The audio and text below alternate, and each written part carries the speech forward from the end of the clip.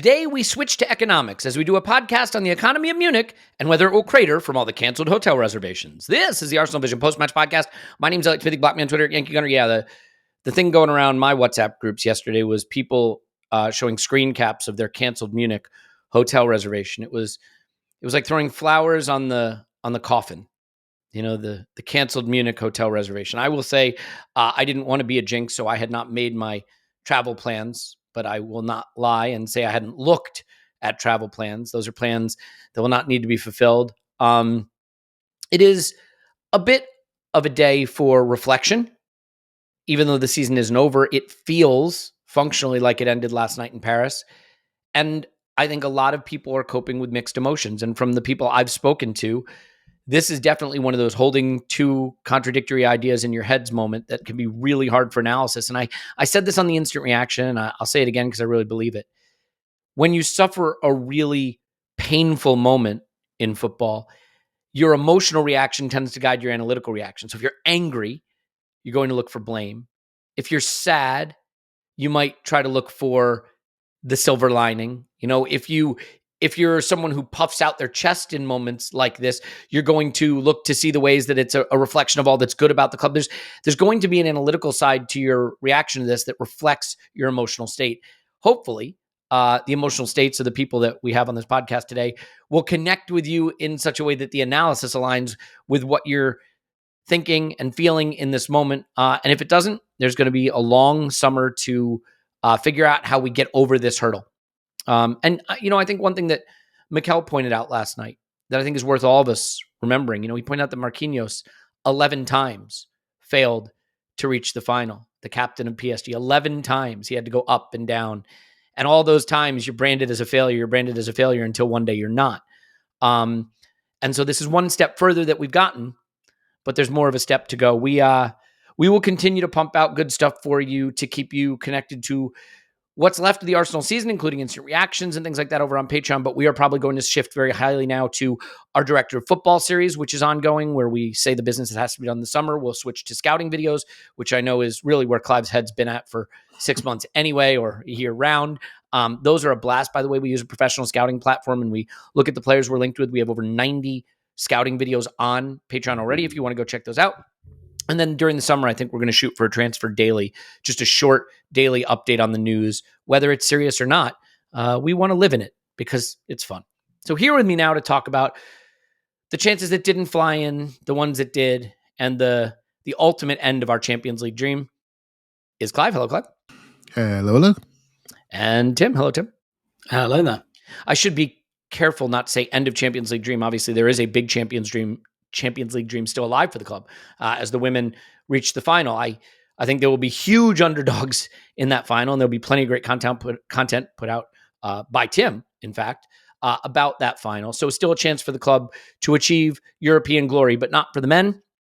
And I think the only place to start, Clive, is just to be reflective on the tie, the Champions League dream, the fact that it is over, and how you're feeling about just that overall experience and the night that was in Paris. Yeah, the Champions League has given us some really high points this season, and maybe masked some of the things we felt domestically that we've been a little bit in a whirlwind of negativity, injury, bad decisions, bad recruitment, and it all seems to manifest itself in the Premier League, as well as some of our form dipping away. But we've had the Champions League there alongside to make us all think we're on the right track still. But it fell down last night. It fell down versus a very good team. I felt last season against Bayern, I thought they were good, a bit more focused. We were new to the environment, and that sort of, I felt that, I sensed it. It dawned on me. In this one, it felt like a contest that we were beaten in, but it was a contest. We belonged on the pitch. We belong at this level. And now, sometimes when you have a high-level game like that, I think it clarifies your next steps for you so clearly. It really isn't difficult analysis. We're close, but we're not close enough. There are so many indicators to say we're not close enough, just based on our personnel we have on the pitch, etc. That makes it the easiest thing in the world. And because of that, Elliot, I've been strangely calm. Okay, normal pre-match nerves, but not the anguish, because I felt regardless of whatever happened on Wednesday, the job to do is still there, and it will still be there, and we have to do it. So yeah, I feel all right so far, but I've kept my head out of my iPad, right? So I'm not sure if that mirrors what everyone else feels like, but I thought it was safer for my mental health to do that. I think that's well expressed. And I think the line you just used, which was my headline last night in the title of this pod, is so close yet so far. We felt within touching distance of a huge dream of ours, but I think we also recognized we were trying to do it massively underpowered. And so there was always the risk that that was going to come back to haunt us. And I do think in this moment, the thing that is hard for people, and I see it in the social media arguments, I see it in my WhatsApp chats, I even see it on this podcast when we try to break it down, is recognizing that injuries robbed us of the full power of our squad going into the highest level of European competition. And for the first time this season, Mikel really did reference it in his post-match comments, talking about how we arrived at this stage not fully fit. And we faced the fulliest, fittest team in Europe in the fullest possible form with no domestic priorities to focus on, just fully raring to go. But the people that want to roll their eyes about that comment will rightly also point to the business that wasn't done that left us with fewer options that we should have had. And to my point at the start of the pod, those two contradictory ideas, the idea that no, it's about transfers, no, it's about injuries, are both right in their own way. But depending on your emotional state, you may be more inclined to want to lean on the one that feels out of our control, injuries, than the one that was within our control, transfers. And that leaves us in a difficult state. I'm curious, Tim, how you think about this. I look around the Premier League. Chelsea have had a crap domestic season, but they're in a European final to the extent that anyone even counts it as one. Are they even in it yet? I guess they will be. Let's put it that way. Spurs and United, one step from European final, sit 15th and 16th domestically with 35 or 36 losses between them domestically. Liverpool have won the league, had horrible cup exits basically across the board. I mean, they reached a League Cup final and lost it. And Arsenal have had a disappointing domestic season, although across all those teams other than Liverpool still sit at the top of that pile, but in a position to have potentially won the biggest of all trophies, in my view, the European Championship. But that's the hardest one to win, and so we fall short. And I just wonder, does this Champions League run, in your mind, feel like a success in any way, or do you think that that's being too generous? Yeah, I think it does, because we've got a stage further than we did last year. With Clive, I think we were more, of course, we were in the Bayern Munich tie, but like that, I think, PSG deserved to go through. But this felt less like Bayern felt a little bit like they had their head on our forehead and were letting us swing. In that second leg in particular. This didn't quite feel like that. But also when you look at the totality of Europe this season, we absolutely thumped Sporting Lisbon. We've come past Real Madrid easily. We've thumped PSV Eindhoven. Even the 0-0 draw in Atalanta, I think, was hugely credible given the circumstances in which we got it. Sandwiched between Spurs and City away are probably our two biggest games of the season at that point with key injuries. So I think there's been a lot to take. We went away to Inter and we lost 1-0. And was that the only game we lost in the group stage? And that was on a dodgy penalty, on a UEFA penalty, another one of which happened last night. But even pretty underpowered against Inter, again in a week where we had Chelsea and Newcastle away, either side of it, we went toe-to-toe with them as well. So I think you can see the level is there. I think you can see when you compare it to last year in the Champions League, in the group stage, we had that defeat away at Lens, where we went 1-0 up and we started coasting. Even Sevilla away, where we were brilliant, but we didn't kill them off and we let them back in it. And then you look at Porto away, where, really, really tough game, and then we do something stupid with the ball in stoppage time and lose it. I feel like we learned a lot and have come a pretty long way in a pretty short space of time, compared to last year's European campaign. And I still think, when the dust settles, we'll look fondly, especially at that Real Madrid tie. So I do think that, and also again, with the caveat you provided, that we're really underpowered, and I do think missing from a lot of the external analysis is we've got a central midfielder up front and have done for literally 3 months. that's been happening. A friend of mine who's actually a Liverpool fan was posting on it, posted something on his Instagram stories, which I had to bite at, which was like, oh, Arteta brought on 2 fullbacks when they were losing. And I was like, who did you want us to bring on? We brought Trossard on, like maybe Nwaneri, but like also, the fact that one of the fullbacks was injured and the other one was on a booking. But it was just like, we are just that underpowered at the moment. So I do look upon it as progress, and ultimately, I don't have any bitterness about this exit. I think we've been beaten by a really good team. The tie ebbed and flowed. We both had periods of dominance, but they just had a bit more at both ends of the pitch. Like the goalkeeper is probably the best player over 2 legs, but they converted in their periods of dominance and we didn't. And we probably all have a very good idea of why that is. So I don't feel like I wasn't shocked or surprised by anything. I didn't really learn anything. I do think we gave it a hell of a go and went a pretty long way under some pretty tough circumstances. But to your point, yes, maybe some of those were at least slightly self-inflicted. Yeah, I mean, it's a cliche and it's an oversimplification to say matches like this are won by how the teams perform in both boxes. But that is very much the case. I mean, it is crazy when you look at the chances we created over 180 minutes and you look at the goals they got. And one is a shin slightly deflected Dembele finish. To be fair, an excellent contact, very, very accurate, finds the post and goes in. Then they get a Fabian Ruiz shot that finds just enough Saliba stomach to stay inside the post, but not so much that it goes outside the post, right? Those little details. And then you look at the chances for us and what Donnarumma did. And I do think it is fair to say that's the difference in the tie.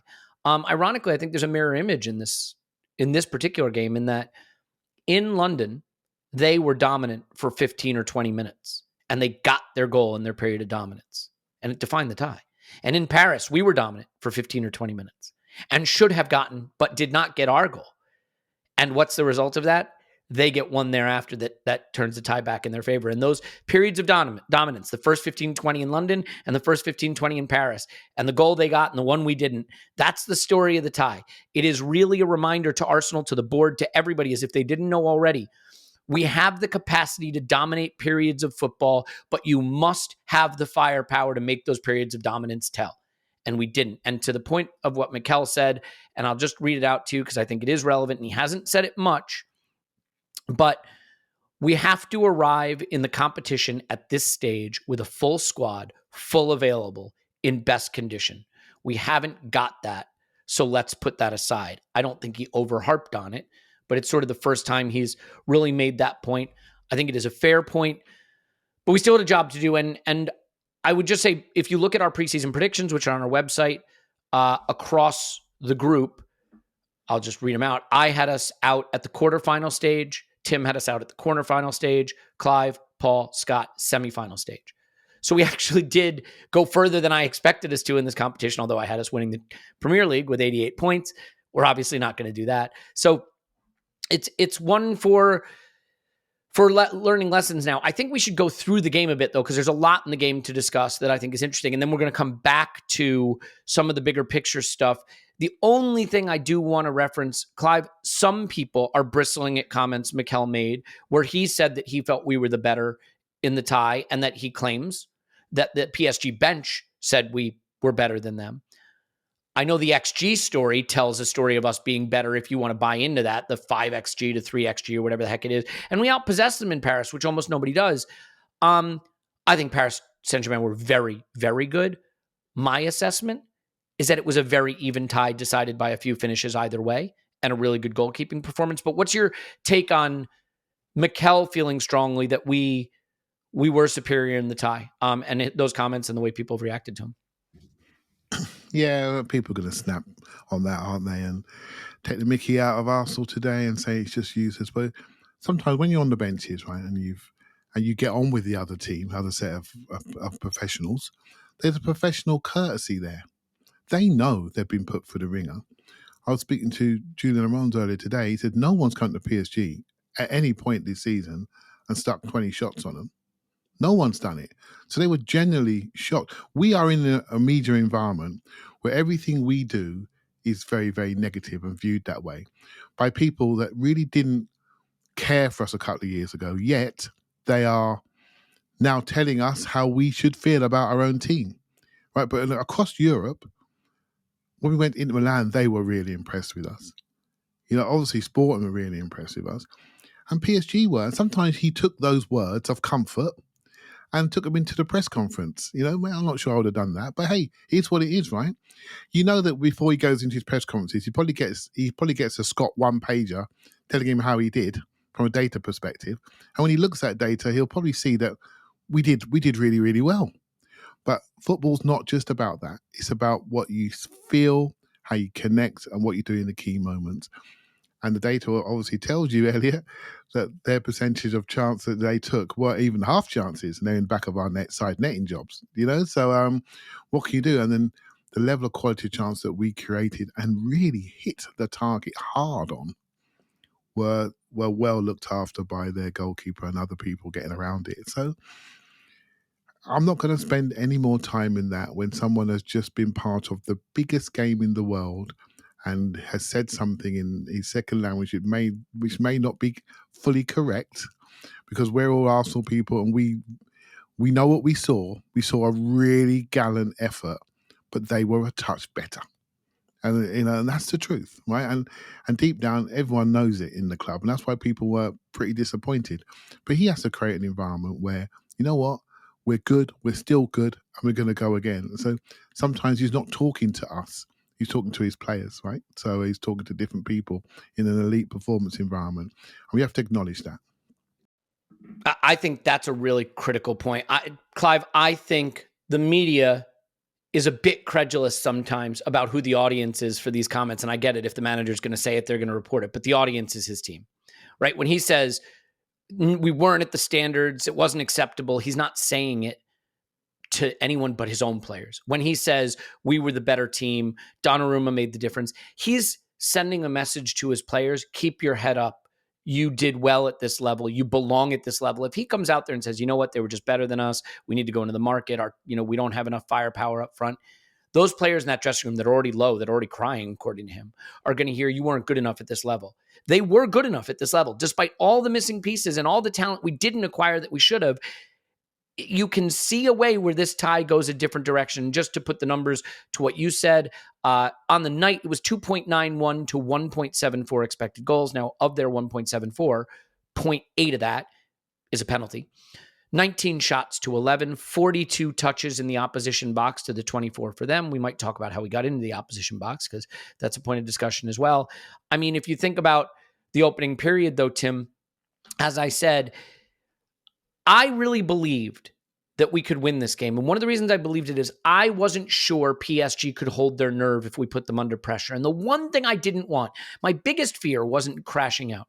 It was that we would have to come on this podcast and talk about how we never really put them under threat. We just never got a foothold in the game, that they parried us effortlessly. That didn't happen. And I think we saw right out of the gate, the first thing PSG did in the match was give the ball away. First minute, gave it right to Rice. They were nervous. They were nervous protecting that lead, and you could see it. And we put them under pressure. And I think had we gotten the goal, we might have seen a PSG really crumble. Because the irony is, even later in the match, when we got a goal back, they started to look like they were going to crumble a little bit, right? So that first 15 or 20 minutes to me was the story of the match. I'm wondering how you felt watching the way we came out of the blocks, the confidence with which we played, and those big chances for Rice, for Martinelli, and for Odegaard that didn't find the back of the net. Yeah, and that was one of the big questions hanging over this second leg, wasn't it? Because the first leg, I mean, what happens is the first 20 minutes, we can't touch the ball, we can't get out of our penalty area, and PSG apparently, from what I read, have a bit of a habit of doing this, of really doing the boa constrictor thing in the first 20 minutes of the game.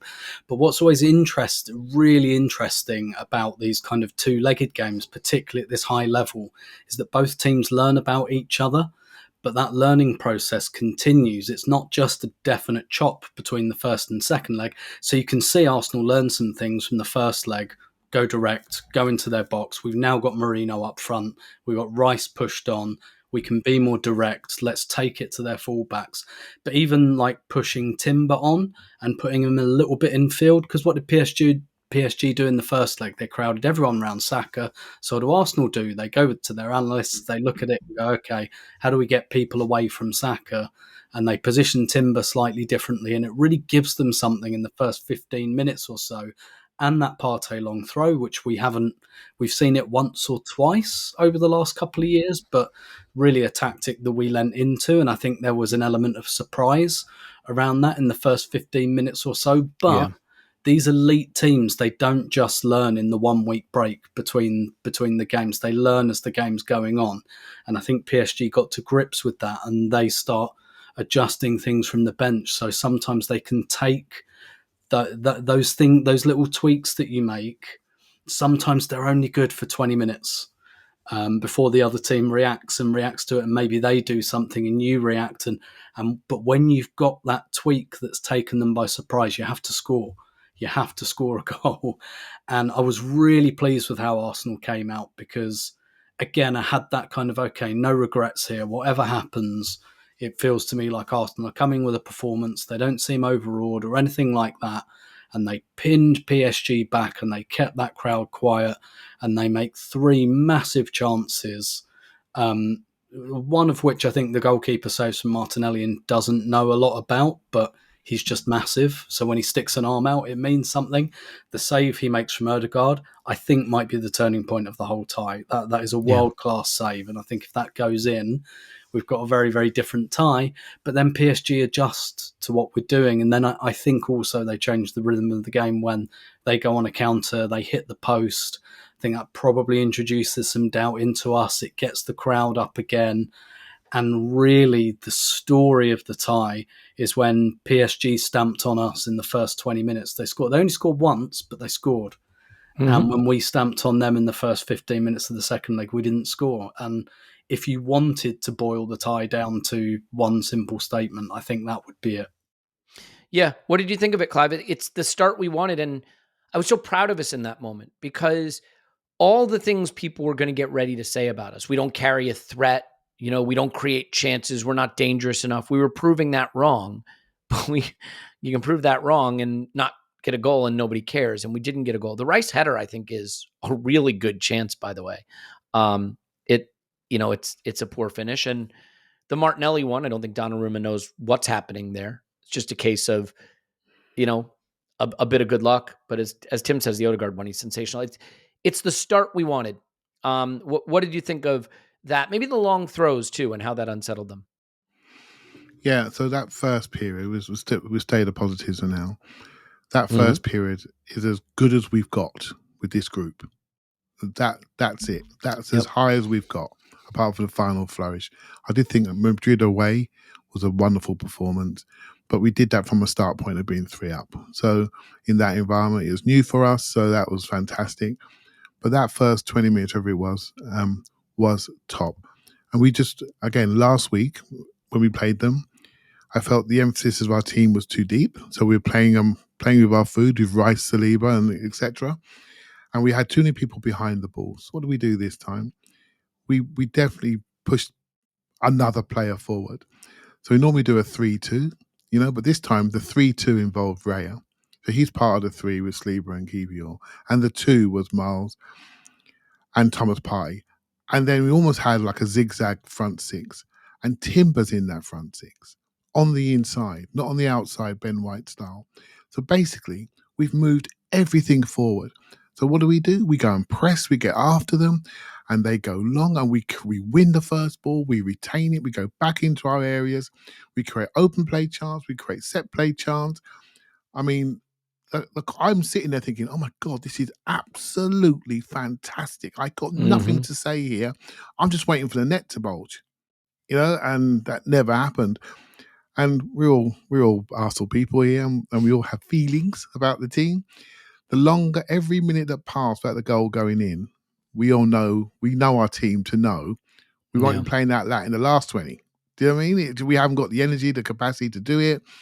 And so we needed that goal to give us something, and we didn't get it. And Tim's right about the save, but sometimes the quality of that save, it shook me to my boots. And I brought my boots to this game. He shook me to my boots. The manager told me, bring your boots. I brought my boots. I was there. But that save shook me to my boots. It was so good. You know, it's not often you see a guy take a shot and you think, well, Odegaard can't do anything more. He can't do anything more. And the goalkeeper gets down when he sees it late and he still gets down, collapses, kicks his feet away and gets a strong hand around the corner. I mean, if that goes in, their stadium is silent like ours was last week, the quality of goal. I can't criticize that first period. I just can't. We adjusted, we made changes, we affected their box, we put balls in the box in long throws. I think it's 11 long throws. I think by the time we got to the 11th part, he needed a taxi to get to the touchline. He had run over there so much. I want to see his GPS. He's going to need cortisone shots in both shoulders this morning. He's going from side to side. He's thinking, another line out. And so yeah, it was a tough one for him. But we brought everything. You know, we shouldn't be ashamed of that. We brought every tactical thing we had and laid it out on that pitch to try to affect them. And it wasn't quite enough. So that leads into other thoughts, which no doubt you're going to get to, that we have a tactical ceiling based on the personnel that we have.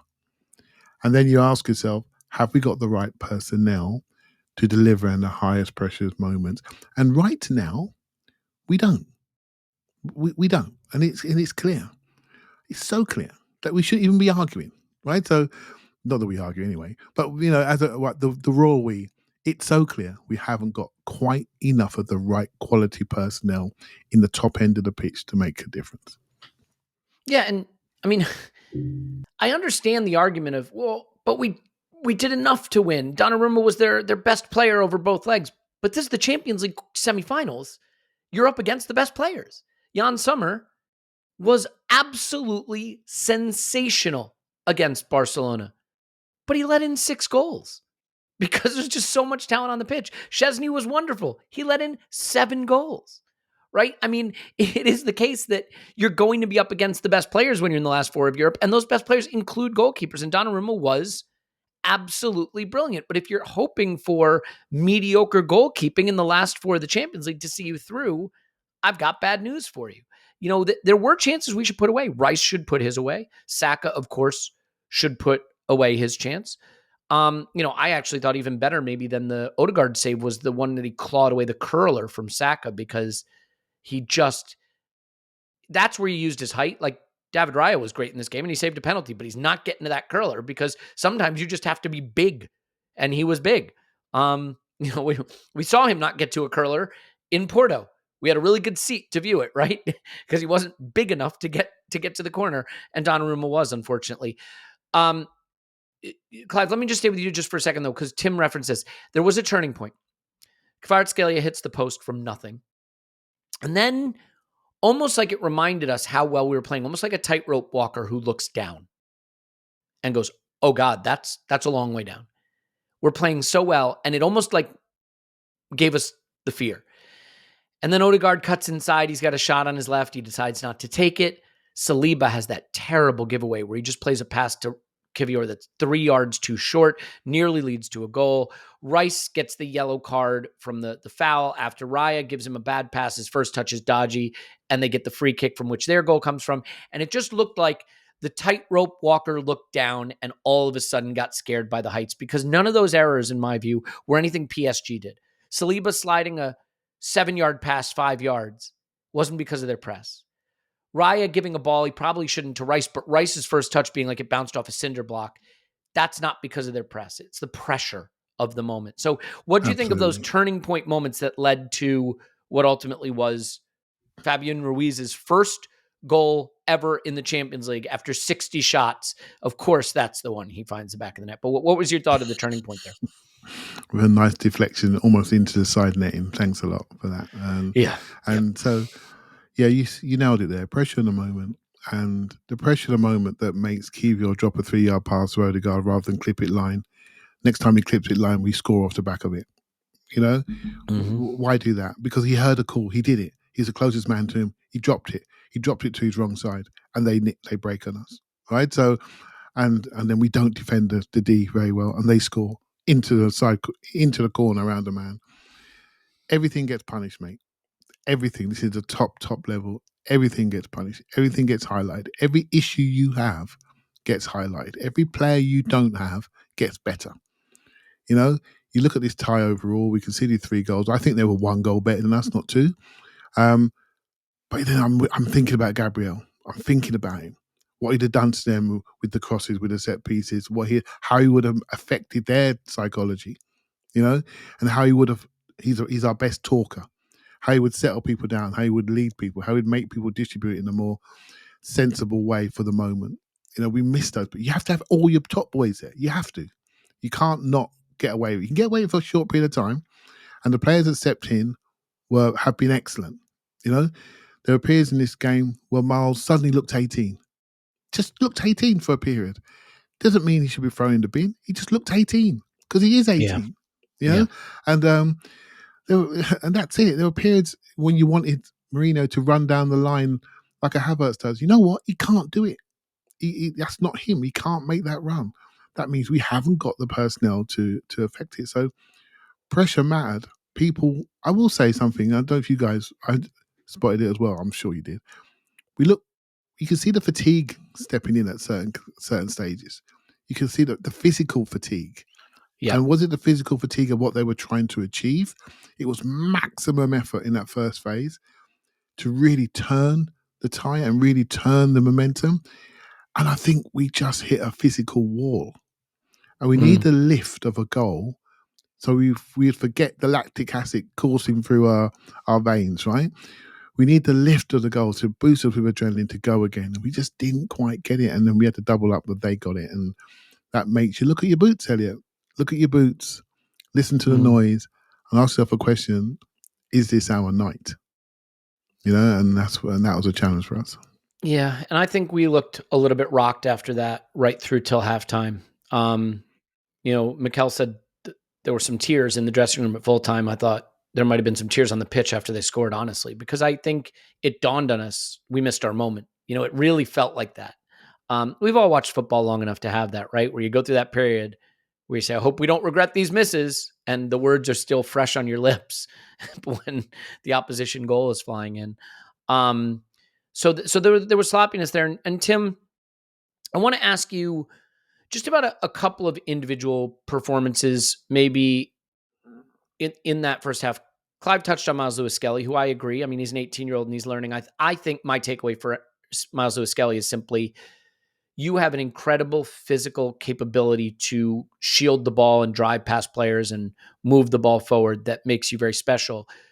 But knowing when you can get away with that and when you can't is going to be a learning process, right? Because as we discussed on the instant reaction, he's not going to beat everyone every time. And he did get robbed a few times there, you know, as Clive pointed out. But from an attacking standpoint, I thought the Marino striker thing maybe caught up with us here. You know, I think we created some danger off the edges, even if I didn't think Martinelli or Saka had their best game in every moment. But it really felt pretty evident to me that we were missing a presence up front. I'm wondering if you think that's sort of low-key a part of this game. The funny thing is I don't see people talking about Marino a lot today, just because there wasn't a lot of Marino to talk about, if that makes sense. And I think that experiment carried us about as far as it possibly could, and he deserves credit for it. But I felt the absence of that role in this game, I thought. Yeah, definitely, because one of the reasons we're not talking about him is if he'd missed chances, I think there'd be a discussion about him, which I think paradoxically there probably shouldn't be, because you'd say, well, if he's getting chances, he's doing the striker role. But bingo, because he kind of doesn't, and Saka keeps putting the ball. I mean, I say keeps, I'm probably over-exaggerating, but there were 2 or 3 times where Saka got that ball across the edge of the box. I think Martinelli as well put some crosses in the first 20 minutes, and he just wasn't near any of them. And ironically, by the way, Saka did put one through the box that Martinelli didn't attack, and I saw Martinelli come in for some criticism there, but there's a part of me that's like, but where's the actual center forward, mate? Like, he's nowhere near it. But yeah, Martinelli was very much on his heels in that moment too, yeah. Well, I think because Marino wasn't there, usually you have one guy in the middle and one guy on the back post, right? Yeah. And Martinelli's kind of halfway between those two stools and thinking, usually as the left winger, I should go to the back post, but the centre forward's not there, so he kind of gets caught in two minds. And ultimately, I think something that was telling about this game in the last 20 minutes is Saka was far more central in the end, and I know we've seen that in recent games, but ultimately, I think we finished the game with Saka as our centre forward. Really, that's why he gets the goal he gets. That's why he gets the chance he gets. I think he makes something from the left wing just before that as well. Like in that last kind of 15, 20 minutes, our Hail Mary was essentially let Saka go where he likes, which I've got time for. Don't get me wrong. I'm not being critical of that, but ultimately I think that's just because we just didn't have, like, Mourinho didn't play badly. He does, we know he can do all that hold up stuff well, drop into midfield, connect, and all of that. I'm not sure he did that as well in this game as he has in others, but he didn't do it terribly. But ultimately, we were in a game where we needed to score 2 goals, and you need someone in the 6-yard box or attacking the 6-yard box. And I'm with you. I think it is just one of those things that, like, it's kind of run its course a little bit, which and that to me was always going to be the problem with this. It took, I don't have a better suggestion for what Arsenal should have done, but it took a few games to get going. I think, like, the Leicester goals brought some credit, but I think the games after that, Nottingham Forest, West Ham, it really didn't work at all. Which is completely understandable. And then it kind of did start to work, but I think we have just got to that stage where probably teams are comfortable that we're not going to be filling that area ahead of the penalty spot. And I think that is why Saka's being given more freedom, because, I mean, he's our best player, but yeah, I think it's also just an absence of something else. And to be fair, we still have that a little bit with Kai. We do. We have that a little bit with Havertz, and I hope we buy a centre forward in the summer. That's going to have to be an adjustment for this team, because they go and buy a quote unquote proper striker. He's probably not going to want to be dropping into midfield and being a number 8 on occasion. Like, we're going to want someone who's going to fill the penalty area, and so we're going to have to cope. We're going to have to find a way of coping without that skill a little bit. But maybe that's just Havertz or Mourinho in midfield. But yeah, definitely we didn't have enough bodies where it mattered. Yeah. I think that's the obvious area for improvement. It doesn't need to be harped on too much, because you could watch almost no football in your life and know that Arsenal are playing with a journeyman midfielder at center forward in the Champions League semifinal. Like, it doesn't take a genius to understand that. But I did think that a solution that had worked for us for a while kind of stopped working for us in this tie. And he didn't even get to play up front in the first leg. But Clive, so can I go on that a bit more, because on that framing I sort of disagree with slightly. Okay. So when he plays in that role, he's not a centre forward as we know it, right? Our centre forwards are our 2 wingers, right? So in our front 3, we've got 2 first pick forwards that played, and 1 guy who's our player of the month doing a job which we all know he's not perfectly suited for. Right. So, and that's it. So we can't go in behind with him, because that's not his role. So they know he's not going to push him back. They know what he can do is connect, a couple of phases, hit the box. Right. So on this occasion, he didn't really he had 1 hook over his shoulder, I believe. I think he had 2 shots that were off target, but there wasn't that much coming from him. I do question the left-hand side of our team and the health of Saka, if I'm honest with you. He's not at full power yet. I agree. And Martinelli, if we haven't got no centre forward, he has to affect the box more. He has to. That's how you do. You compensate for the limitations we all know. We rocked up to a Champions League semi-final with a centre mid playing up top. So we all know that, right? So it's not going to be optimal. If I look at the 2 legs, I thought we were far more dangerous in this leg with him up top, and the system that we played than we were in the first leg, where I felt we didn't have any impact with them, even though we created good chances in the half spaces. So yeah, we're just not there. We're just not there. We had Kieran Tierney playing left wing against Real Madrid. We're not there. In that Madrid game, watch it again. Look how many crosses Saka put in with no centre forward there. Declan Rice changed how we analysed that game in the home game. We're not there. And this is the question we have to be honest about and ask about. We are not ready yet. We are incomplete, and that's what we have to change. Yeah, no, I totally agree. And my point isn't necessarily that like Mikel Merino should be getting on the end of moves and playing like a traditional number 9, so much as I think if we had someone who is a little bit more of a traditional number 9, we all agree. Yeah, you occupy those spaces differently. And not only that, to your point, Clive, I think that player, that traditional number 9, whatever you think a number 9 is supposed to be, I think that player can facilitate a lot for Martinelli and Saka.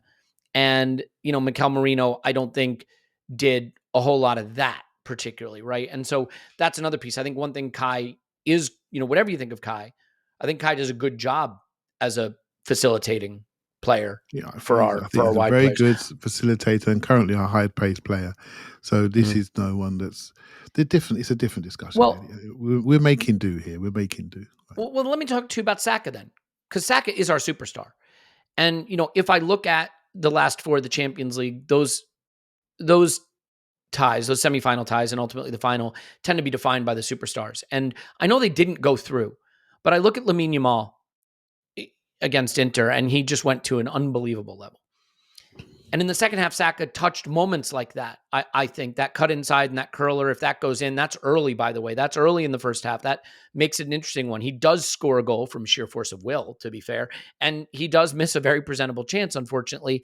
He had balls through the box that they didn't get on the end of. But the one thing I watched with Barcelona, everything Barcelona did, they had an urgency to get the ball to Lamine Yamal. It was crazy. They'd make sure if he got the ball and he gave it back to someone, they'd give it right back to him. I wanted us to give the ball to Saka more. I wanted him to have the ball at his feet more. And I just wonder how much he had to give, having come back from a very big injury. I mean, we look at Odegaard right now in the form he's in, and we're saying, is it the injury? Saka had arguably a bigger injury that he's come back from, and we're asking him to shoulder the burden. What do you make of Saka's performance? Because the thing that's going to stand out is the miss. And it's a horror miss, because I don't think what I realized in the moment is, it's not even that late in the game. In my mind, I saw it as sort of like a very late chance. I think there's 78-minute mark, something like that. If that goes in, that's a very nervy last 17 minutes of football for PSG, but it doesn't. So what did you think of Saka overall, and him clearly being our best player and our attacking leader, and where he can go to the top of the game? Because that's what the last 4 of the Champions League is all about, the top of the game, Yeah, I think in the first game, I thought they boxed him out really well. And they stopped the service into him. And Cavro was dead. He was the star of, with Donnarumma, for me, he was the star of the 2 legs, because not just because he's half decent on the ball, because I think we managed him most of the time on the ball, but his off the ball work was selfless, mate. He absolutely worked himself into the bone, physically robust, going into challenges. And he really, I think, took away the spaces and a little bit of confidence away from Saka on the inside. He took away the connection to Odegaard. He took away the return pass. He allowed Mendes to stay in the game, even though he was booked and on the edge. So he stayed narrow, defended narrow. And they did what we do. Sometimes use the winger as like the 6 defenders, on the outside. And they did that. They've got the lead, right? They can do that.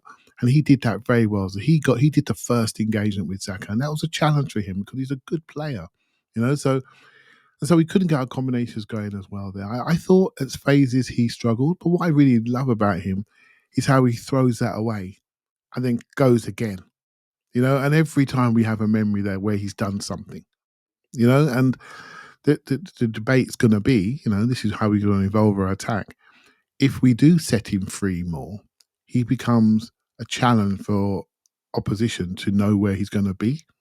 You think about what he's done in the Martinelli high XG chance in the first game, came from left-hand side. He scores from the near post on the left-hand side. He started to travel across the line from Madrid away and chipped him on that inside left pocket again. I think maybe a part of our evolution going forward is to set him free, because we all know where he's going to stand and the opposition do. And if you haven't got people in centre forward, if you've got a centre mid at centre forward and a left winger, 2 left wingers that are a box of chocolates, then where am I going to stand? I'm going to stand on the guy our right-hand side. What did Bayern Munich do? 2 left-backs last season and played him. So he boxed off that side. So we haven't got enough personnel that affect the opposition. I think it's really key. If you've got things that people have to manage and double up with, you can't double up everywhere.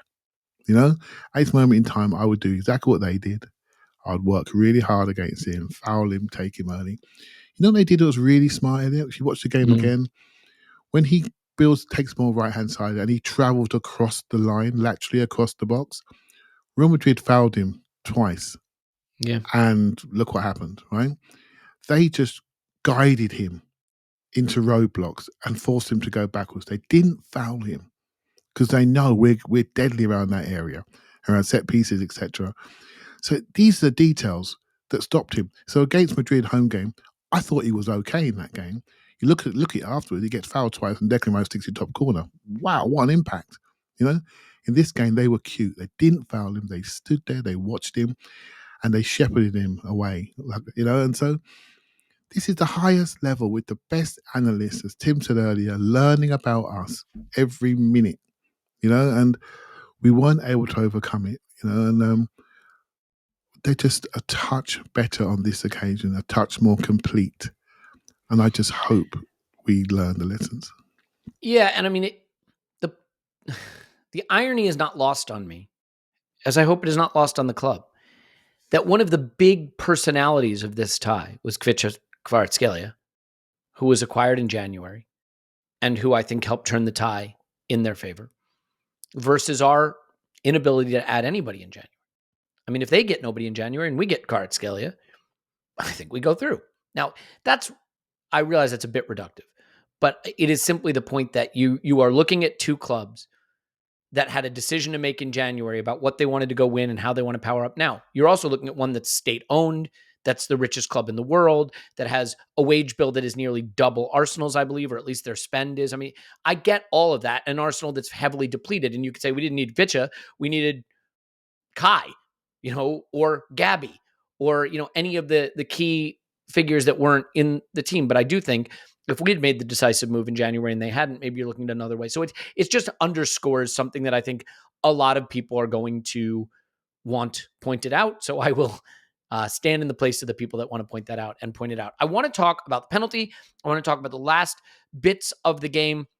And I want to talk about where we are now, these last 3 Premier League games, and the obvious work that needs to be done in the summer, and maybe a bit about the narrative of this season is a failure. Because I have really strong feelings about that and the way that's being framed and the frustration that's being expressed. So we got to do all of that. But at this point, there are people squirming in their seats or bringing their dog walk to a halt or stopping their workout, whatever they're doing listening to this pod right now, and saying, I haven't heard about a single brand, and it's outrageous that we are this far into the pod. And so I apologize. Okay, I will take care of that right now. This podcast, this is, here you go, off to a flyer, an advertisement from BetterHelp. BetterHelp is not online therapy. It's therapy, it just happens to be online. Look, this has become one of those things that so many people reach out to me and say, you know what? It helped introduce me to therapy. I've been putting it off and now I do it. And if that's what it does, great. When I did therapy, I went in an office, I sat with a therapist in person, and it was a wonderful experience for me that helped me in my life. Because you need a support network, and your support network can't just be friends and family. It has to be people that are there specifically to help you work through challenges you have. And you don't have to wait until it's a crisis. You can do it ideally before it becomes a crisis, but especially if you're in crisis, you need that help. And if getting in a car and driving to an office and finding a therapist's office and all that is hard, you know what's not hard? You're on your phone and you go, I'm going to do it right now. I'm going to make therapy a priority right now. And boom, there it is. Accessible, easy, affordable, and you can have therapy at your disposal. And maybe eventually you do wind up going into an office and sitting with a therapist, but get that support network. That would be my message to you. Build your support system with BetterHelp. With over 5,000 therapists in the UK already, BetterHelp can provide access to mental health professionals with a diverse variety of expertise in mental health. Our listeners get 10% off their first month at BetterHelp.com/vision. That's BetterHelp, HELP.com/vision. Do it now. And Indeed is the hiring platform that allows you to attract, interview, and hire all in one place. When it comes to hiring for a job, the idea that you should be on multiple job sites is just nonsense. Why wouldn't you just do Indeed sponsored jobs that help stand out? You go to one place, your post jumps right to the top of the page for relevant candidates. And according to Indeed sponsored job data, those sponsored jobs have 45% more applications than non-sponsored jobs. Right? I mean, that's a lot of applications to get you the right talent in the right place. And it's a better experience for the candidates as well. Right? Because they can float to the top. The real talent is what you can find. How fast is Indeed? In the minute I've been talking to you, 23 hires were made on Indeed, according to Indeed data worldwide. There's no need to wait any longer. Speed up your hiring right now with Indeed. And listeners to this show will get a $75 sponsored job credit to get your jobs more visibility at Indeed.com/ArsenalVision. Just go to Indeed.com/ArsenalVision right now and support our show by saying you heard about Indeed on this podcast. Indeed.com/ArsenalVision. Terms and supply. Hiring Indeed's all you need. And Manscaped has a brand new colorway for the Lawnmower 5.0 Ultra. The White Hot Special Edition is now available across the UK, Europe, and Australia. Sorry, United States, but must be a tariff issue. I don't know. We'll talk about that on our politics episode on the Patreon. I'm kidding. In fact, if you sign up for Patreon, we promise not to talk about politics. How about that? Haha. There you go. That'll get the signups. The Lawnmower 5.0 Ultra. Look, I trim my body hair, and I bet if you're listening, you do too. So it's really a simple question. What do you use to do it? Do you use a razor that's been sitting in your shower for months? Probably. Do you use something you got off some e-com website that was $3.29 because you're like, I just need something to shave my privates, and now your privates look like the beaches in Normandy? It shouldn't be like that. We live in a society. And in this society, we shave our body hair with the right products. The Lawnmower 5.0 has skin-safe technology. It has the foil blade, so it goes super smooth if that's what you want. The White Hot 5.0 Ultra is available. Now you can also get things like the beard hedger and the face trimmer and all the things to do all this stuff. White Hot looks, smooth results. The White Hot 5.0 Ultra brings the heat without cooking your skin. It's sleek, it's easy to use, and way less terrifying than whatever you were using before. Use code ArsenalVision for 15% off your entire order at Manscaped.com. That's 15% off with code ArsenalVision at Manscaped.com. Stay cool, stay smooth, and leave the burns to the sun. Don't get sunburned, please. Please, it's not healthy. Finally, NordVPN, it's an app. You put it on your device, you click, and you can browse wherever you want. It's that simple. When I was in the UK, actually, I was just out of the country, and I wanted to watch Premier League football, which I now deeply regret, but I did want to watch it at the time, and I was able to use my subscription by just VPNing back. Boom, done. VPNs let you watch the geo-locked social videos. VPNs can let you watch a series, a TV series that's out in another country before it's out in your country, and it gives you threat protection because you're going to be on dodgy streams from time to time. So luckily, NordVPN.com is here. Grab your exclusive NordVPN deal by going to NordVPN.com/ArsenalVision to get a huge discount off your NordVPN plan, plus 4 additional months on top. It's completely risk-free with Nord's 30-day money-back guarantee. It's NordVPN.com/ArsenalVision. Do not click. Is that enough of that? Indeed. Not it. Tim, just super quick. I don't think this needs a lot, but the penalty is one of those things that was like a fever dream because I assumed we were getting a penalty for the Saka moment. They wind up getting a penalty for the Miles Lewis-Skelly handball. It is the case that if a goal-bound shot strikes an arm away from the body, it's a penalty according to UEFA. And I get that. And that actually is nice in a way because it takes discretion out of the hands of the ref and makes it very clear. If a goal-bound shot hits an arm away from the body, it's a penalty. But I think when you watch football, what you want from a refereeing decision is the feeling that it was equitable, right? That it was sensible. And this just doesn't feel sensible. So to me, it is a penalty according to their laws. But I think that needs to be reworked, is basically my thought there. Yep, I completely agree. Nobody appealed for it, even Hakimi. Said this on the instant reaction, but I'll repeat it. I thought generally the tie was officiated really well, actually. But bar the Saka nonsense at the end, I don't really understand why you book someone and give a free kick, especially when he was clearly fouled. But other than that, worlds apart from the first leg, which the guy in charge of was a complete clown and shouldn't have been anywhere near. This was generally very, very well officiated. None of that kind of didn't buy any of this, I'm going to fall over and flop on the ball from either team. It has to be said. So generally a really well officiated tie, but that was a nonsense. Don't look for reasons to change brilliant games of football. It's funny that we finally get a Raya penalty save and it's sort of meaningless. But I do have to say, I'm so glad he saved it for this reason. How painful would it be to sit here today wondering what could have been, but for that penalty? If that penalty had been important, I don't think we'd be able to live with it. Can you imagine if that penalty wound up being a reason we crashed out, for example? It would be painful beyond measure. So the penalty save helps us not even really have to talk about the penalty and just go past it, which is great. But Tim, they do get a goal from Achraf Hakimi. It's a brilliant strike, but it is an absolutely inexcusable bit of casual play on our box. It's a poor giveaway. It's very casual. And I guess you live by the sword, die by the sword, because you don't want players who just hoof it away. But you also don't want whatever the hell that was. So thoughts on the goal we give away? Yeah, I mean, obviously Kivior has some guilt, and it's him that gives. Is it him that Yeah. gives the ball away? Yeah. Has some guilt there. I think Thomas Partey has quite a bit as well. I mean, on the first goal, I mean, it's a really, really good piece of play and good finish, where probably even in the Premier League you don't get punished for that.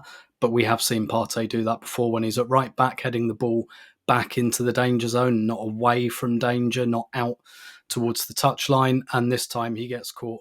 And look, it's something he does quite a lot, that shift of feet, and he usually gets away from people. It wasn't the time or place for it. It was a lapse. I think we do see that lapse quite often.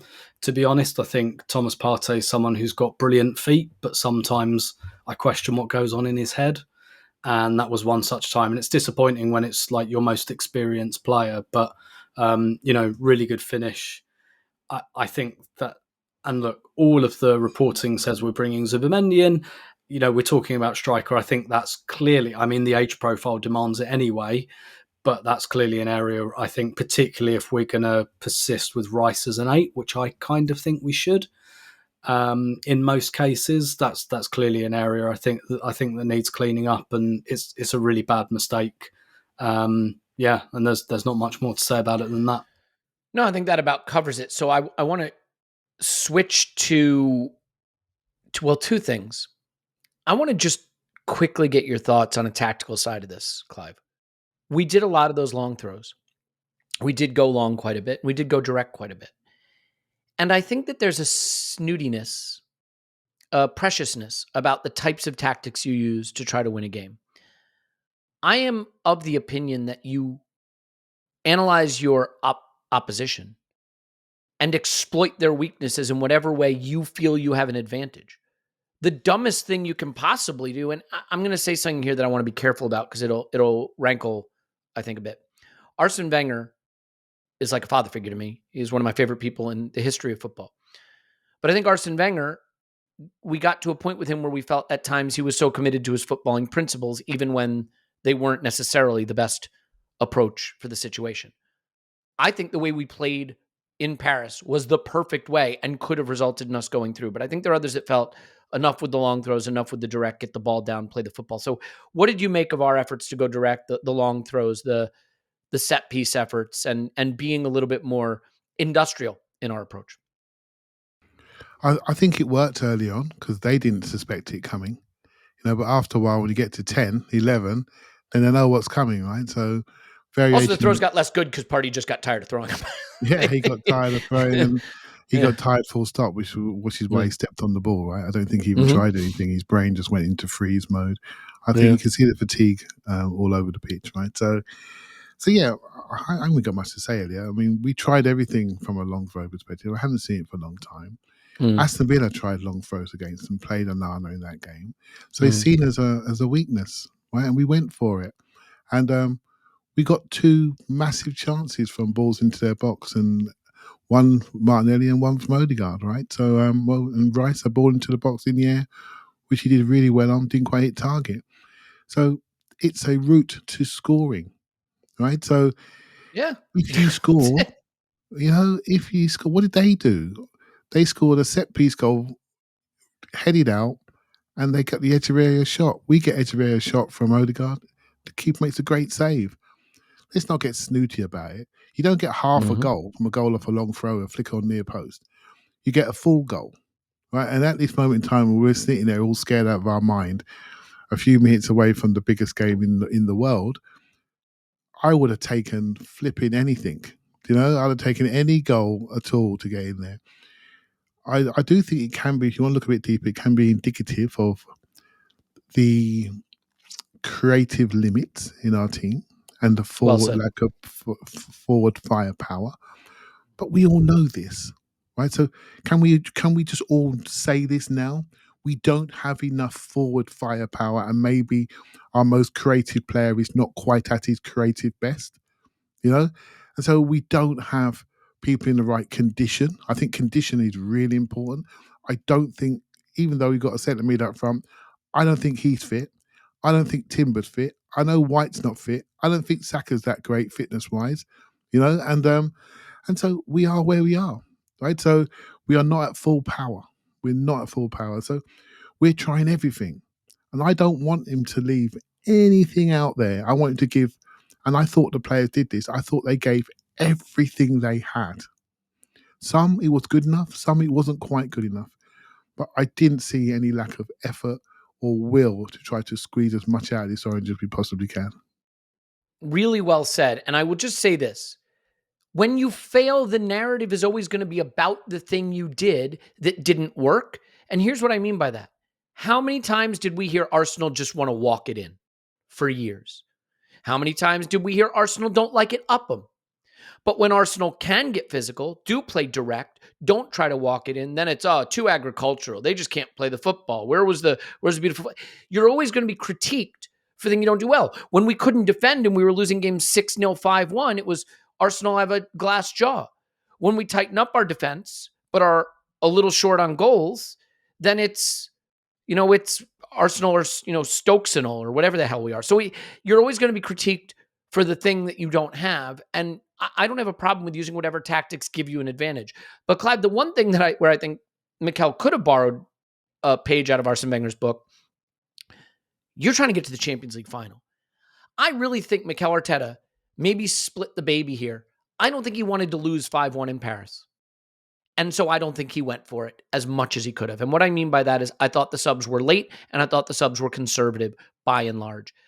Take Kivior off for Leo, or take Miles Lewis-Skelly off for Leo, or take Timber off for Ethan Nwaneri. Yeah, you might lose 5-1, but you're crashing out of the Champions League with a goal away from the biggest game in the history, or tied for the biggest game in the history of your club. Like, I didn't think that the subs came early enough or had the intention enough to risk losing badly to try to win. And I may be misreading that because ultimately we did get some chances to go through anyway. But what do you think of my contention that, we could have gone one farther? We could have gone an attacker for a defender. We could have gone a bit earlier. How do you feel about the subs and what we didn't do?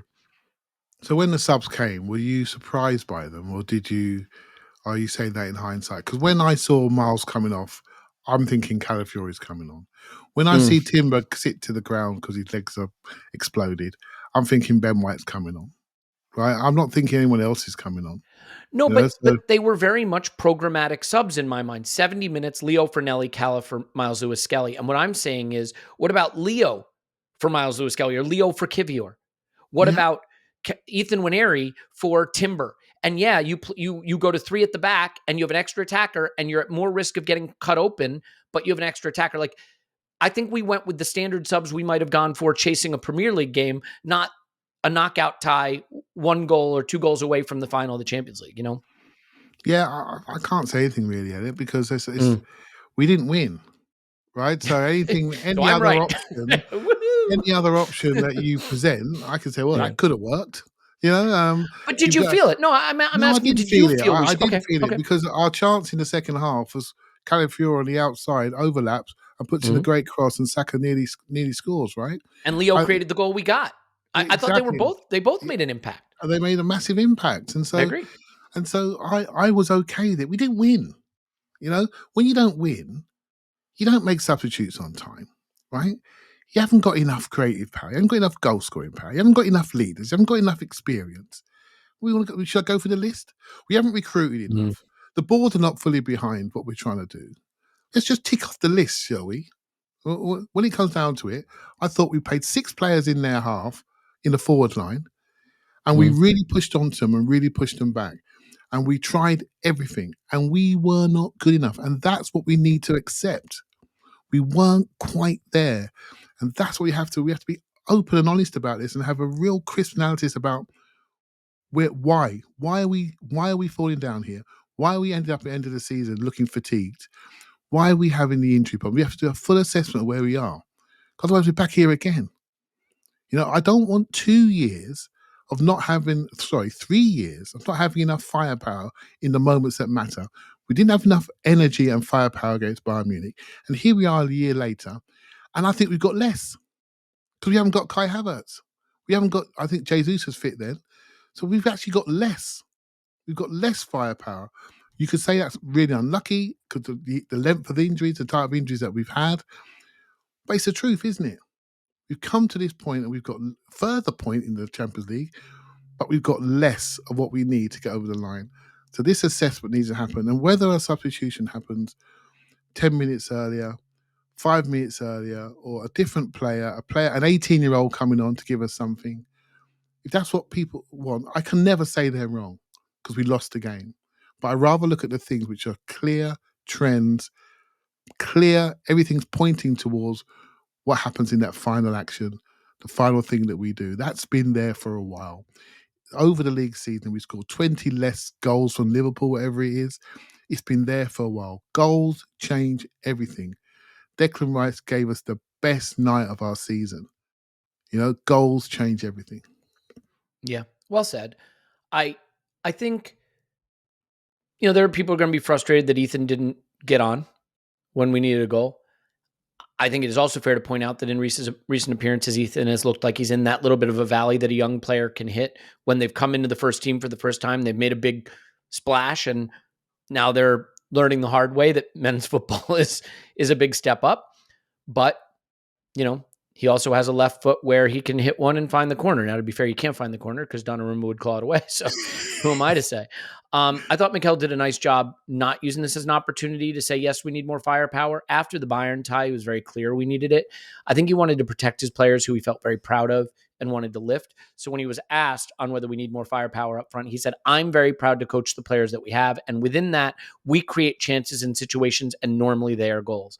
But again, sometimes you have to applaud the position, what the keeper has done, not just in this tie, in both times. He won both games for them. And you need that to win a competition. You need that. And then he says a thing that I just fundamentally agree with. In one of the two boxes, somebody has to do something special to win it for you and make it happen. And that was the difference. And he's right. And it's funny because it can be true. This is where football will tear your brain in half. It can be true that Arsenal are a very good team with an insufficient set of attacking players. But it is not necessarily true in this tie. Because in this tie, we had the chances to win the tie, and the goalkeeper pulled out sensational saves against Martinelli twice, against Leo, against Saka twice. Saka, our best player. No one thinks we need to upgrade Saka. He misses an absolute sitter. The Trossard save in the first leg was incredible. Incredible. The Odegaard save is as good. We criticize Odegaard all you want. He hits the best shot he's hit this entire season. It's the best shot Martin Odegaard has taken this season, and it could have been the shot that equaled a Champions League semifinal. And boy, would that have been a fun conversation to have today. But instead, Donnarumma finds it and claws it out. And Fabian Ruiz hits the ball beautifully. But you know what? If it hits a little bit more of Saliba's belly, it's wide. If it doesn't hit it at all, it's saved. And those are the margins in football. And those margins don't align to our narrative. That's because it's very easy. What would be easy? It would be easy if the reason we lost this tie is we didn't look like we had any threat, right? And we just lost because we couldn't create any threat. That would be easy for the narrative because then we could just go say, hey, the problem is obviously we didn't sign attackers. The problem is we created 5 expected goals. It's the most they've conceded in the Champions League. It's the most shots they've conceded in the Champions League. It's the most possession they've conceded in the Champions League. And the players we really believe are great, like Bukayo Saka, missed a sitter. So it doesn't align with the narrative. Declan Rice, he's our best player. He heads wide. Right? Martin Odegaard, he's in terrible form. He strikes a ball as cleanly and as purely as you can, and Donnarumma saves it. That doesn't fit the narrative very well. And when things don't fit the narrative very well, we start saying things that just aren't true. So it is true we should have bought a striker. And it is true if we bought a striker, we might be in a better situation. But I don't know that that's what cost us in this tie. And that's hard, Clive. Yeah. Again, I was having a conversation with some people offline today about this. And I tend to use the word we need more forward firepower than need a striker. I want in my head, I want to get away from this one person fixes all. We know we need forwards. We haven't got a forward at the moment that's fit, a central forward. So we know we need one for definite. but we also need more forward power in wide areas as well, and we need another creative midfielder to add to that forward dynamic. So we're not just one player short; we're 3 players short, in my opinion. So it's about that forward group. We have really strong defenders, and if they were all fit, we'd have got really strong cover, really good cover. In particularly fullback areas, but we don't have that in forward areas. And so we need to do that. And so I want to get away from this one player fixes all, because what if he gets an ACL in his first game? We need to think more about the emphasis of our team, making sure we layer on top of a strong base that we have in forward spaces, so we can have proper first 11 debates, Elliot. Because at the moment, we're not having that debate now, because the team presents itself to us, much as I suspected, because we haven't got the depth available to us. Well, it's weird, right? Because everybody says we need to add more talent. We need to add more attacking talent. Of course, that is true. Yet when you talk about the attacking talent that's been stripped away by injury, they call it excuses. And I don't understand how those two, if you acknowledge that more attacking talent is necessary, then you must acknowledge that quite a lot of attacking talent is currently sat on a training table or in street clothes watching the game from the stands. Those two things are true. And, for the people that say, well, it's Mikel's system, it's stale, it doesn't create enough chances. Well, first of all, created plenty against PSG. But I'd say this, if we had Kvaratskhelia and Ousmane Dembele, do you think Mikel's system would feel stale? I don't. So it is evidently true, and Mikel needs to get selfish about this real quick. If you don't want people to think your system's stale, make sure you've got the talent to make all that possession and all that dominance and all that pressing turn into goals. Because we had a lot of high turnovers in this game that didn't even turn into shots. I think it was 9 high turnovers, and it resulted in 2 shots. So yeah, if you're worried about people starting to say it's terrorismo ball and it's boring and it's defensive, I guarantee you if you have Ousmane Dembele and Kvaratskhelia, no one's saying that. Because when you have more of the ball and when you have the attacking third possession and when you outshoot the opposition, it's not boring if the talent is sufficient to deliver the end product. And that's the next step. I don't think that's, honestly, I don't think that's really up for debate. So, Tim, the game is over. We've fallen short. I loved this Champions League journey, and I just want to say, if we hadn't gotten past PSV, and if we hadn't gotten past Madrid, and if we hadn't been in this tie, I don't even want to contemplate what the last couple of months of being an Arsenal supporter would have been like. This has been the thing that has lifted the club for a little while, and we didn't get where we want to go. But I want to just touch on the narrative. I think there are people who are ready to throw the baby out with the bathwater. And I get it. When you feel a sharp pain, sometimes the easiest way to deal with sharp pain is say, I'm done with this, right? Is to just throw your hands up and quit. My point, I want to be clear about this because this is important. My point is not that we should be satisfied. This is not enough. That is not my point. We should not be satisfied with second in the Premier League and a Champions League semifinal. But my point is that we should accurately describe our situation. There is no universe where we are anything but very, very good. We are not good enough because we haven't won the things we want to win.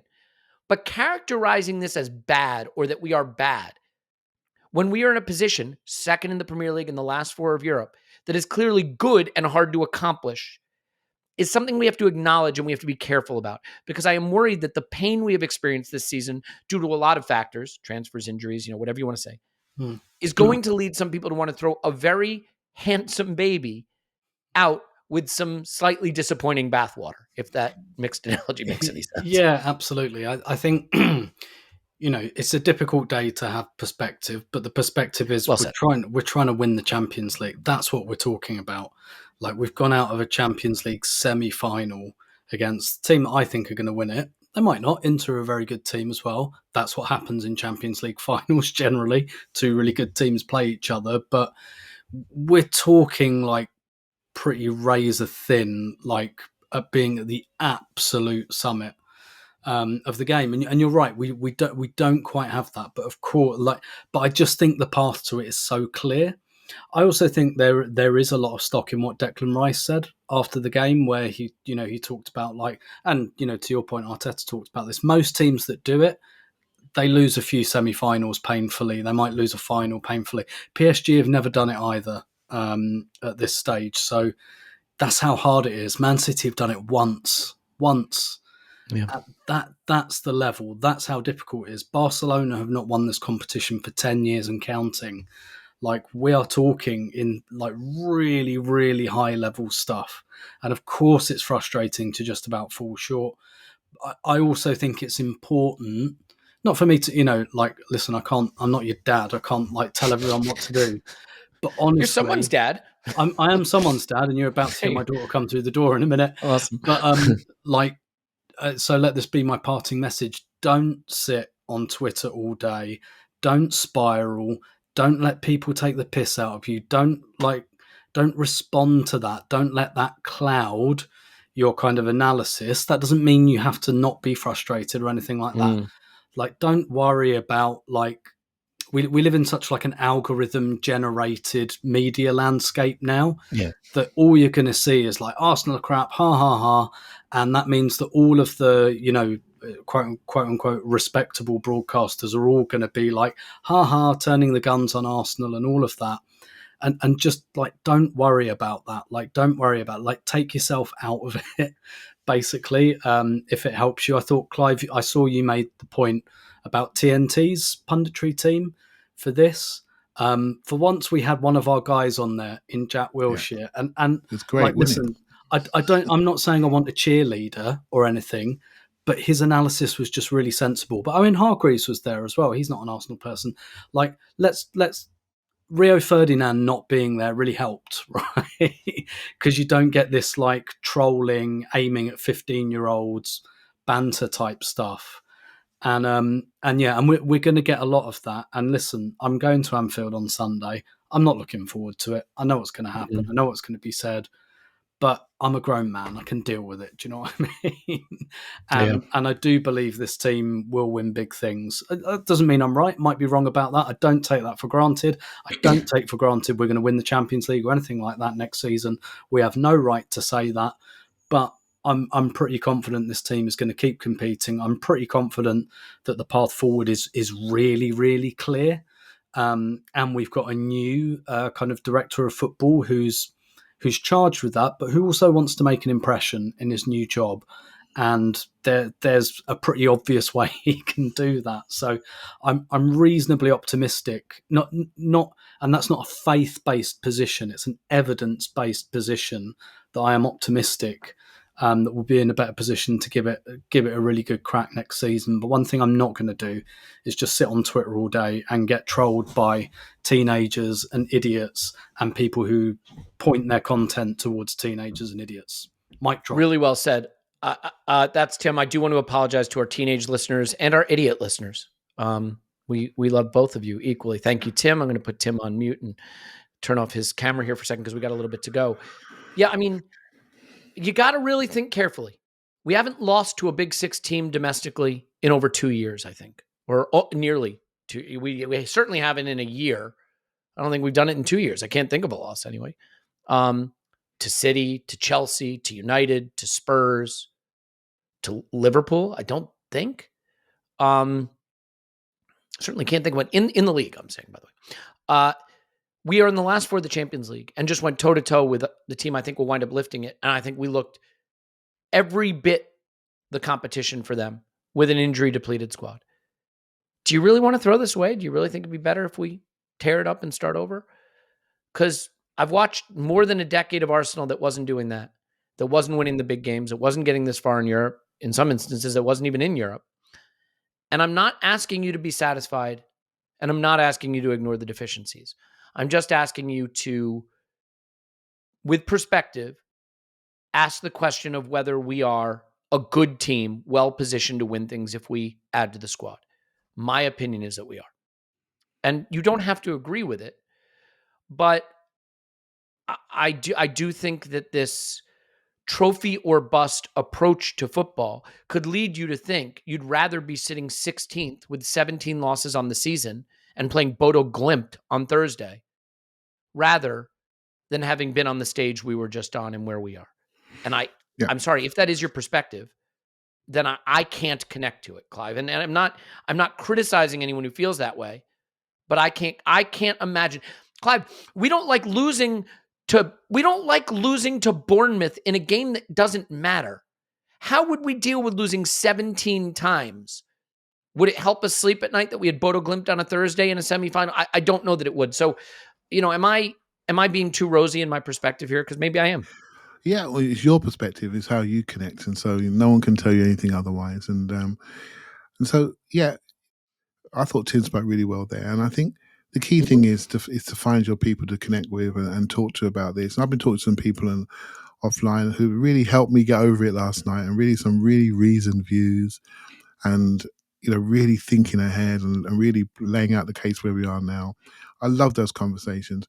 I saw an article today from Barney Ronay in The Guardian, and he talks about all cake, no icing, Arteta's Arsenal. Right? I thought, well, that's an interesting headline. But then he follows it up and he says, it's better to be all cake, no icing than all icing, no cake. And Yes. I thought that's a great line. We are set fair. The base is there. We need some icing on top. And we all know we do. There's nothing to get upset about, get angry about. We all know it. The numbers are there. Everything is there, pointing at one thing. We can improve in certain areas, just ages and evolution. People are going to change, and I'm comfortable with that because you don't want things to stay the same. But we need to add. We need to add some icing so the players that are part of that cake think, you know what, we're going to go again. And that's really important. You can make your choice. I've got a few names I like. I like different ones 2 weeks ago. And it doesn't really matter. We know we need dynamism, pace. We need more power in these offensive areas. We need more threat. We have done for a while. You heard, we've all said it for a while. And when we get it, our players that we have now that have threat will look even more threatening because they'll be sharper, more rested. They got more partners in crime. And then we'll go again. But the key is not to throw away the cake, not to throw away the base that we've spent 3 years building, And I think that's key. I've been really calm about this tie because I thought, if we get through, great. But if we don't, I've seen enough. I know we're not complete. I've seen enough. I'm already in assessment. I'm already in assessment mode for next season. So I've seen enough. If we don't win, I know why. So it's not like, oh my God, I'm shocked. I really didn't want us to go out with a whimper because that would have looked bad. Because that's Agreed. That's mentality. That's your inability to focus. That have we really reached this level? Are we competing? My mindset changed in Milan away, the way we bossed them, and they were very praiseworthy of us, even though we lost the game. And then we've gone to Sporting, gone to Tim, gone to Atalanta, gone to Madrid, gone to PSV, and dealt with these teams. Really dealt with them. And we've gone to PSG and really shown the best face we can while having deficiencies. And a couple of people dip below their normal level at the end of a really tough season. I can deal with it as long as we learn. We must learn from this. It's so important.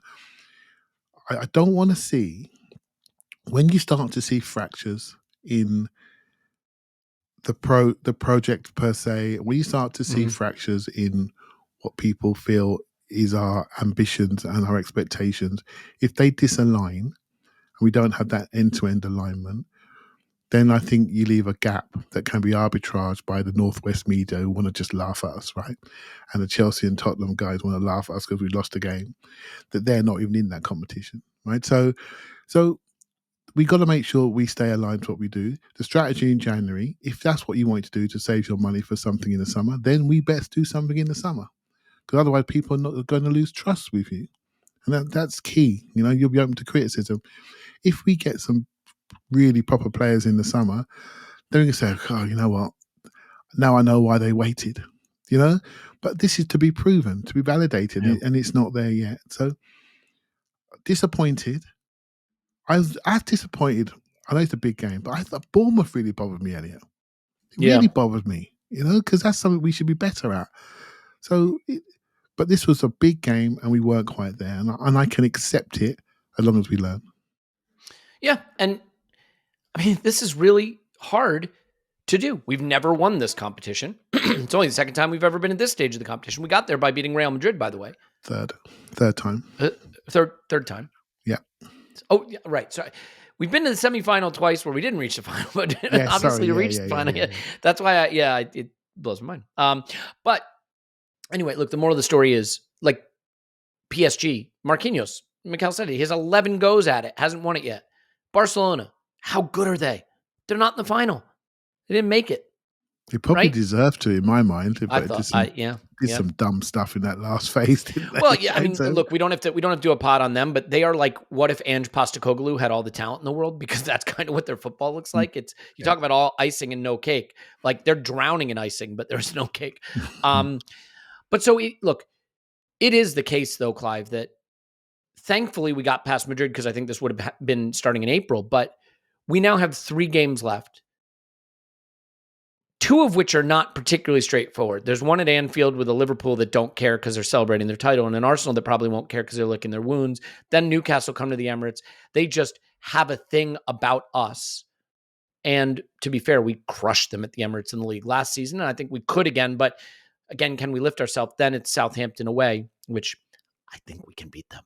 But keeping the fogging of standards high for these last 3 games is going to be hard. I'm curious how you think, just very quickly, Arsenal approaches, in particular, the trip to Anfield, because you don't want to get embarrassed in that fixture, but it doesn't matter to either team. Let's be honest.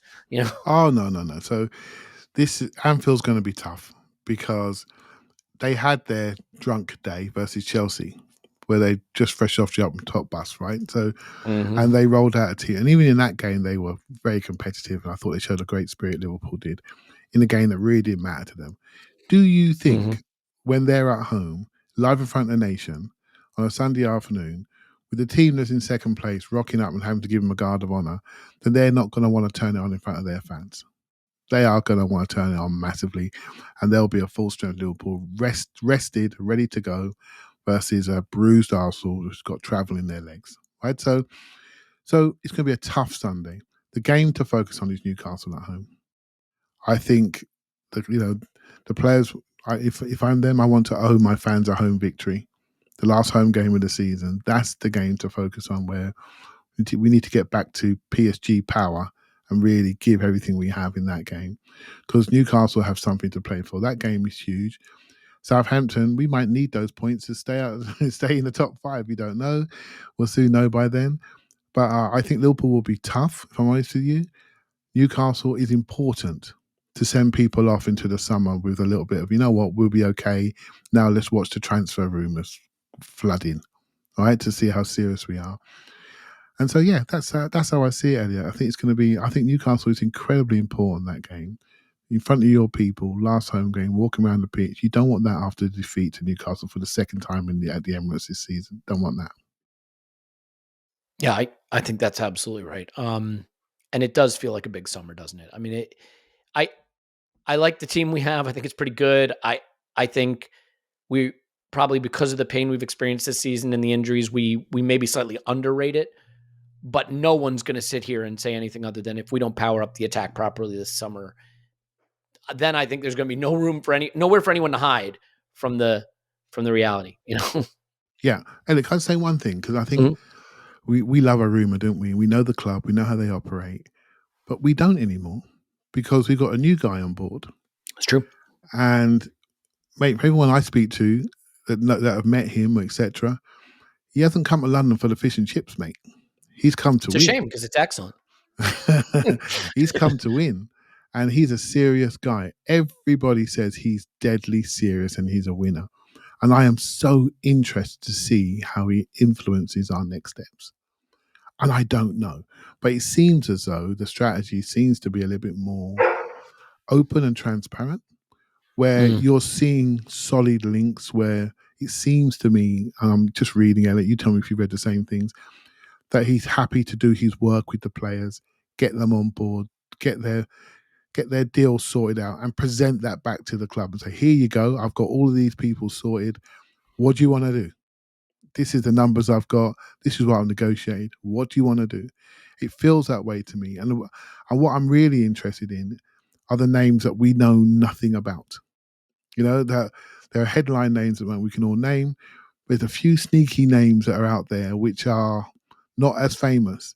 So I'm so interested to know what direction that he goes, and because we've got a new recruitment identity, really, potentially, and I don't know it yet. So the next few weeks can be really exciting. Tell you this much. when we fire up Y Scout and we do our scouting videos and we got to watch a center back, but this summer we get to watch forwards, man. I'm looking forward to it. It's going to be all forwards. Well, there's a young centre back at Valencia that we're looking at that we might need a right-footed defender, which I think we need. Drag me back down to earth. Well, it will be an interesting one to see. And look, I'll be traveling to London next week for the Union Chapel event. And we're going to have some get-togethers to celebrate, raise a glass, do things like that, plus have the Union Chapel event. And I think because I do this at a remove, the one nice thing, no matter what we're going through at that time of the year when we do that event, is being around those of you who listen and hearing what you think, hearing you complain about the manager or celebrate the season or however you're feeling, wherever you're at.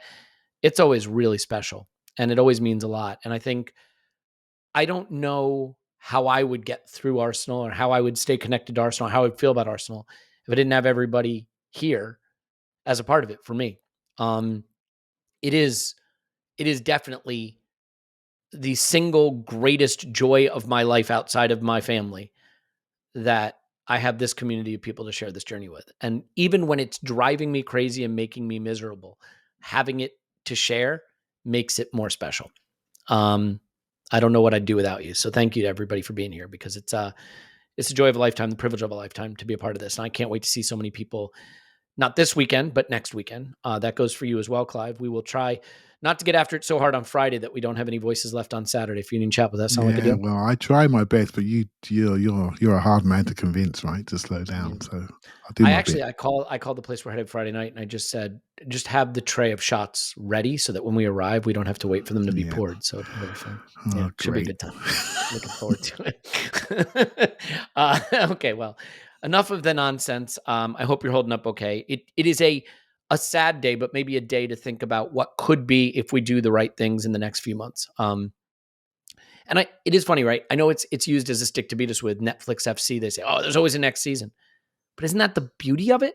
Because life doesn't give you that, but football does. There's always a next season.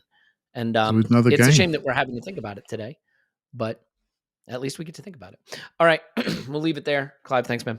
Thank you very much. We'll have something for patrons tomorrow, as we always do. We'll have an instant reaction on Sunday to a huge win at Anfield. And then we'll get into the transfer stuff, man. That's what we all want from this point on. So we love you, and we will talk to you after Arsenal 10, Liverpool 0.